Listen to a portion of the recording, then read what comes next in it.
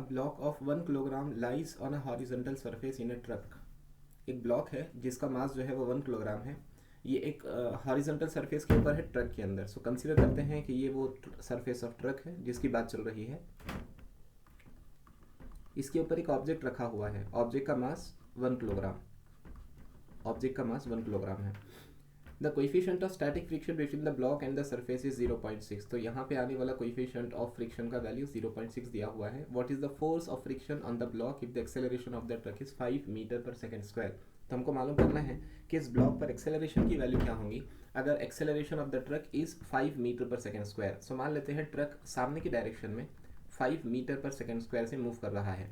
अगर हम इस ऑब्जेक्ट की स्टडी कर रहे हैं विथ रिस्पेक्ट टू ट्रक, हम चाहते हैं कि ऑब्जेक्ट स्टेशनरी रहे विद रिस्पेक्ट टू ट्रक, यानी हम ऑब्जेक्ट की स्टडी एक ऐसे ऑब्जेक्ट के साथ कर रहे हैं या ऐसे फ्रेम में कर रहे हैं जो खुद एक्सेलरेशन में है, यानी हम non inertial frame of reference में आ गए।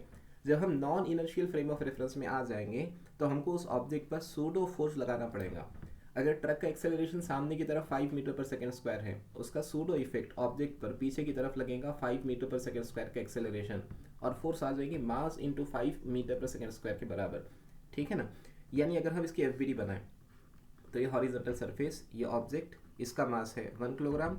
नीचे की तरफ आने वाली फोर्स हो जाएंगी 1 टाइम्स ऑफ जी। ऊपर की तरफ आने वाला हो जाएगा नॉर्मल रिएक्शन जो बराबर हो जाएगा जी के।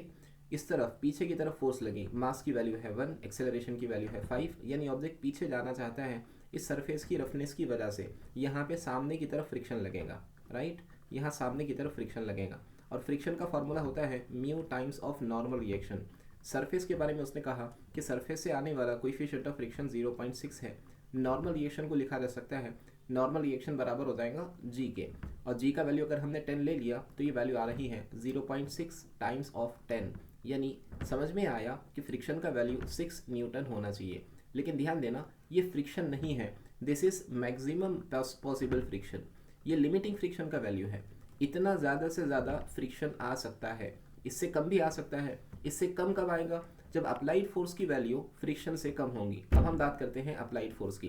ये 5 × 1 के बराबर फोर्स अप्लाई की गई है, 5 × 1, यानी यहाँ पर अप्लाइड फोर्स की वैल्यू है 5 Newton. Since applied force is less than frictional force या लिमिटिंग फ्रिक्शन, जब अप्लाइड फोर्स की वैल्यू लिमिटिंग फ्रिक्शन से कम आ जाती है, ऐसे केस में फ्रिक्शन का वैल्यू अप्लाइड फोर्स के बराबर हो जाता है। इसकी फ्रिक्शन 6 न्यूटन का नहीं होगा, 5 ही न्यूटन का होगा, और ऑब्जेक्ट कैसा होगा? ऑब्जेक्ट स्टेशनरी होगा। So option A will be correct.